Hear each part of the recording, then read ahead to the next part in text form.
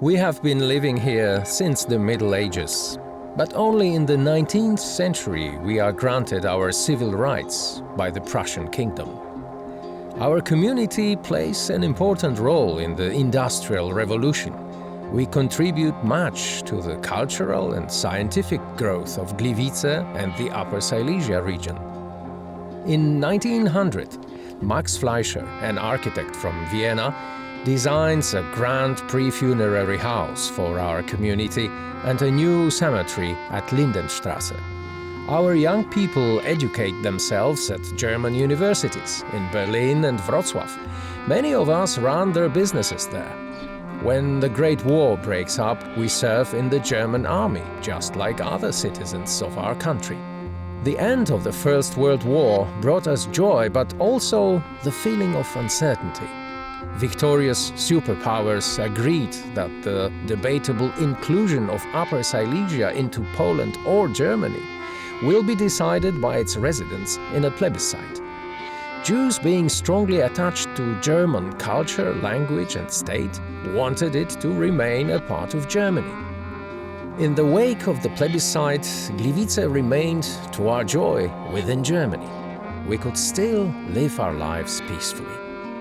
Not for long, though. We hear anti-Semite slogans.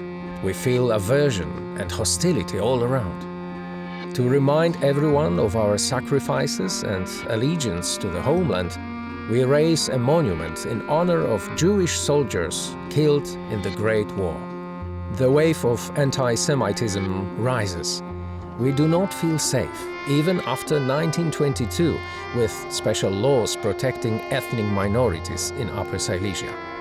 The council, Artur Kochman, president of the Jewish community in Gliwice, stands up for us.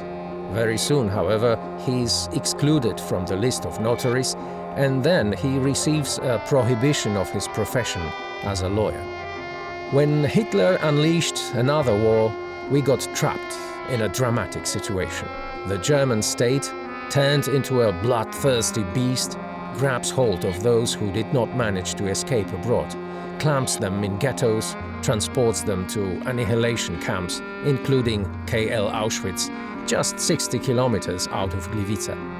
Councillor Artur Kochman, despite the pleads and begs of his daughter, remains in town. Here I want to be buried. Where else should I go? To me, outside of Gliwice, there is only Jerusalem. But I am too old to go there now. I want to rest here, at Lindenstrasse Cemetery. Here is my Jerusalem. Artur Kochman's last wish was not fulfilled. In December 1943, he was transported to Auschwitz-Birkenau and murdered. The European state borders were set again in 1945. By virtue of the Allies' decision, Gliwice was incorporated into Poland.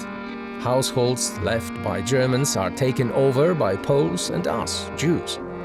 We were all expelled from our homelands in eastern Poland, which had been incorporated into the Soviet state. Jakub Kornhauser comes to Gliwice. Many years later, his son, Julian, an outstanding poet of the Polish language, depicts the dilemmas of those who did not emigrate. In the following years, many of us have left Upper Silesia.